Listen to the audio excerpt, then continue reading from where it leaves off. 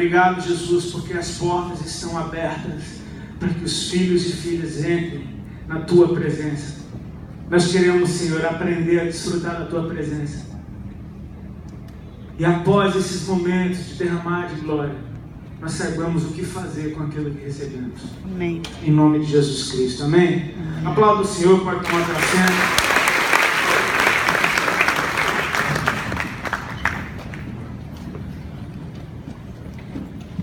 Irmãos, eu queria compartilhar com vocês algo que o Senhor tem me tocado para liberar por onde eu passo nesses dias.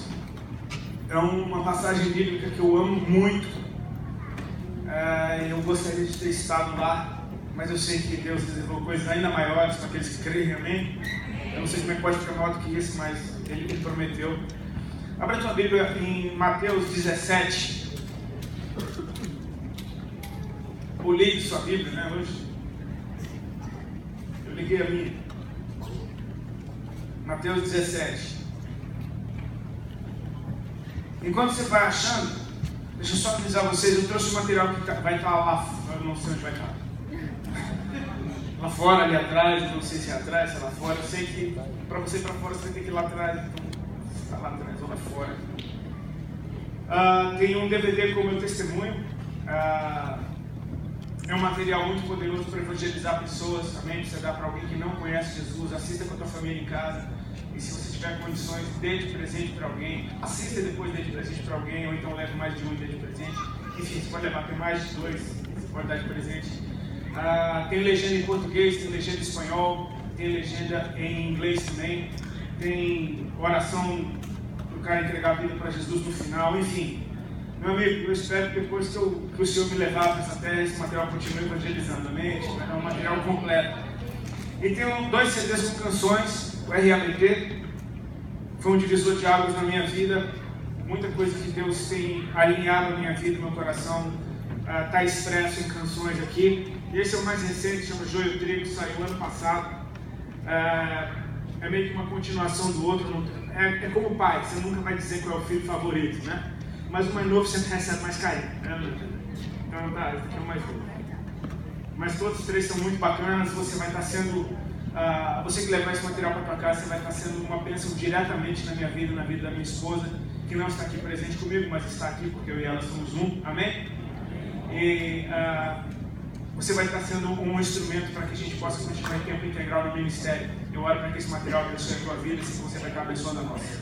Em nome de Jesus, amém? E como eu não sou bom vendedor, tem uma que eu aprendi, que é o seguinte: se você não gostou das canções, você pode dar de presente para alguém que você não gosta. Você vai falar que você encontrou algo que é a cara dela. Olha, achei algo que é a tua cara. Toma aí. Então, de repente a pessoa fica até querida contigo depois. Todos acharam Mateus 17? Amém, irmãos? Por mais que você conheça esse texto, eu queria inspirar o teu coração a ouvir isso como se você nunca tivesse ouvido antes. Amém? Eu, pelo menos, todas as vezes que eu procuro ler a Bíblia, eu procuro ler desse jeito, como se eu nunca tivesse lido. Ainda que eu tenha passado por aquela passagem diversas vezes na vida, eu sei que tem algo novo, pontual para Deus nesse tempo, para Ele nos mostrar. Então vamos lá. A palavra do Senhor diz assim: 6 dias depois, tomou Jesus consigo a Pedro e aos irmãos Tiago e João, e os levou em particular a um alto monte. E foi transfigurado diante deles. O seu rosto resplandecia como o sol, e as suas vestes tornaram-se brancas como a luz. E eis que lhes apareceram Moisés e Elias falando com ele. Então disse Pedro a Jesus: Senhor, bom é estarmos aqui. Se queres, farei aqui 3 tendas, uma será tua, outra para Moisés, outra para Elias. Falava ele ainda, quando uma nuvem luminosa os envolveu, e eis, vindo da nuvem, uma voz que dizia: Este é o meu filho amado, em quem me comprazo. A ele ouvi. Ouvindo aos discípulos, caíram de bruços, tomados de grande medo. Aproximando-se deles, tocou-lhes Jesus, dizendo: Erguei-vos e não temais. Então eles, levantando os olhos, a ninguém viram, senão Jesus. Que o Senhor nos abençoe. Amém, irmãos? Nesse momento, eu estou lendo um livro que fala sobre grandes avivamentos que aconteceram na história. E naturalmente esse livro não fala simplesmente dos grandes avivamentos, mas fala dos encontros que os homens que foram a faísca que incendiou essas regiões, o encontro que eles tiveram com Deus. Eu acho muito legal a ênfase que o autor dá nesses momentos, porque você vai perceber que são pessoas comuns, como eu e você, que tiveram encontros com Deus tão marcantes, que as suas vidas foram transformadas, e a partir das suas vidas transformadas, nações inteiras foram transformadas, e a gente ainda hoje desfruta daquele derramado, daquele tempo. Amém? Nós fazemos parte de uma geração que tem sido muito privilegiada com a graça de Deus. Nós fazemos parte, a gente precisa se pontuar com alguns sinalizadores proféticos sobre o tempo que a gente vive. A gente não precisa ir muito longe. Eu gosto de ver notícia. Muitas vezes não é muito bom ficar vendo tanta notícia, porque parece que é um bombardeio de coisa negativa o tempo inteiro. Mas pede a Deus um filtro e pede para Ele discernimento sobre o que está acontecendo. Eu acho muito interessante, porque no tempo que a gente está vivendo hoje, nessa nação, está tendo uma campanha sobre mudança de governo. E isso está bem quente. Eu não sei se vocês concordam comigo, está bem diferente das eleições anteriores. O mundo está diferente. A Inglaterra, o Reino Unido, está saindo da União Europeia. Fala de mudança de governo. A Turquia, semana passada, retrasada, teve uma tentativa de golpe militar. Fala de mudança de governo. Na nossa pátria, lá no Brasil, está tendo mudança de governo nesse tempo. Ou seja, dá para ficar bem claro que as pessoas não estão satisfeitas com o governo que está vigente na Terra nesse momento. Estão buscando alternativas de uma forma de governo. E nós fomos chamados para proclamar o reino de Deus. Amém? Nós fazemos parte de uma geração que tem acesso às piores informações possíveis a respeito de igreja. Nunca se falou tão mal de igreja como no tempo que a gente está vivendo. E você há de convir comigo que em grande parte as pessoas que estão falando mal têm até razão. Porque a igreja deu muita munição para isso. Vocês concordam comigo? Vocês fazem parte de uma geração, talvez a que tenha mais acesso a informações do que qualquer outra na história. Hoje em dia, se tiver um terremoto no Chile, em questão de segundos, você pode ter essa informação no teu aparelho de telefone. Qualquer coisa que aconteça. Hoje eu entrei no avião para vir para cá, estava tudo bem. Quando eu desço do avião, já está todo mundo dentro do avião falando de um atentado que teve em Munique. As informações correm em tempo quase que real. E isso é no mínimo interessante, porque Jesus, quando seus discípulos perguntam para ele quando será o fim dos tempos, ele começa a falar de uma série de eventos que cada vez parece que vão ficando piores. Ele fala: vocês ouvirão falar de terremotos, de maremotos, de guerras, de pestes, de fome.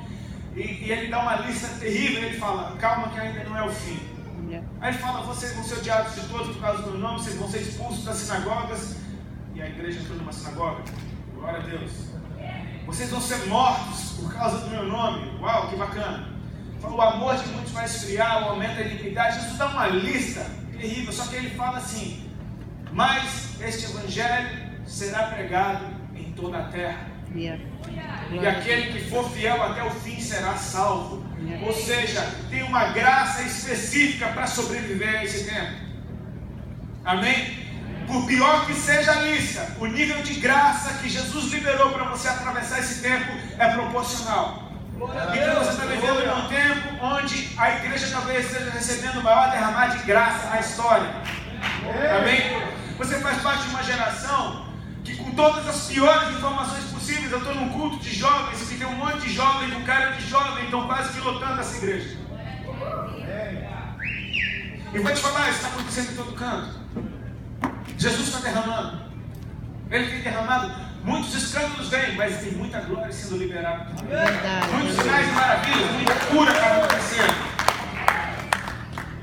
Isso, quando você nasce num ambiente como esse, você não se contenta com qualquer coisa. As pessoas não estão vindo para a igreja. Esses jovens que estão hoje dentro da igreja não estão nem um pouco interessados em prosperidade. Todo mundo quer ser próspero, Mas essa mensagem de prosperidade não cola nessa geração. Eles querem a presença de Deus, eles querem a glória do Senhor. Não gosta. Existe prosperidade na Bíblia, isso é completamente bíblico. Amém? Mas prosperidade é, acima de tudo, a ausência de necessidade. É você viver muito bem com aquilo que você tem. É estabelecer um nível de contentamento na sua vida e você seja muito feliz com aquilo que Deus trouxe. Amém? Amém? E pode ter certeza que se Ele te abençoar com muito, é para que você faça alguma coisa em prol do reino com esse muito que Ele vai te dar. Mas esse não é o foco aqui. O foco é Jesus. É a presença de Deus. As pessoas querem mais de Deus. Amém? Mais de Deus. As pessoas são famintas pelo Senhor. E a gente pode perceber que essa sede vem do céu. Porque quando você tem sede do céu, você chama o céu para cima de você. Isso está acontecendo. Amém, queridos? Mas existem alguns perigos. E é o que fazer depois do que o céu derrama. Isso sempre foi a causa de muitos avivamentos terem parado. E simplesmente não terem dado muito fruto. Por exemplo, há pouco mais de uma década atrás, eu acho que foi isso mais ou menos, eu estava lá no Brasil e eu comecei a ouvir falar de algo que estava acontecendo em Lakeland, lá na Flórida. Quantos ouviram falar do que estava acontecendo em Lakeland? Eu não fui lá, eu não fui para testificar do que estava acontecendo, eu ouvi notícias de gente vindo de fora falando que estava acontecendo algo lá. E quando terminou o que estava acontecendo lá, eu tive a oportunidade de ir a Lakeland. E eu fui pegar um culto naquela cidade. Porque eu não sei, eu tinha a impressão de que tinha algo ainda ali.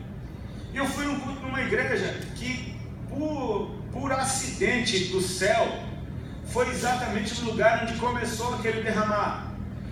E naquele culto em especial, eles estavam falando que fazia exatamente 1 ano que tinha começado aquele derramar.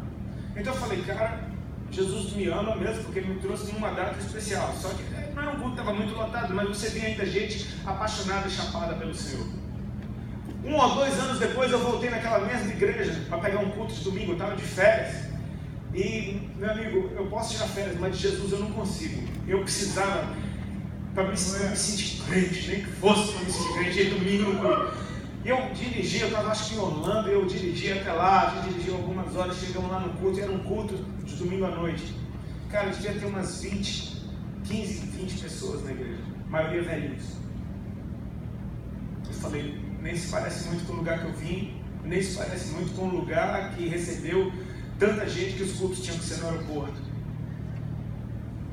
E aquele culto estava engraçado porque não parecia um culto. Até eu entender que o culto tinha sido de manhã e que naquele culto à noite eles estavam fazendo meio que um discipulado, ensinando as pessoas a discipular pessoas. E uma senhora que nos recebeu com muito amor, ela disse, porque quando teve o derramar, as pessoas ficaram tão embriagadas naquilo que estava sendo liberado que esqueceram de discipular aqueles que se converteram. Meu Deus! Ela falou, a verdade é esse aqui que você está vendo, ficou pouca gente. Então eu acho que a gente tem que dar atenção para aquilo que a gente vai fazer com o que está sendo derramado hoje. Porque é essa resposta que vai fazer a diferença. Amém? Nós queremos mais de Deus, querido. Quantos aqui querem mais de Deus? Meu Deus do céu, eu quero mais de Deus. Eu quero ver coisas que eu nunca vi. Glória a Deus. Todo cristão saudável quer mais do Senhor, ainda mais quando existe uma promessa de que coisas maiores do que essa ainda verás. Mas perceba, Jesus disse que aquele que não for como uma criança não entra no reino de Deus. Amém?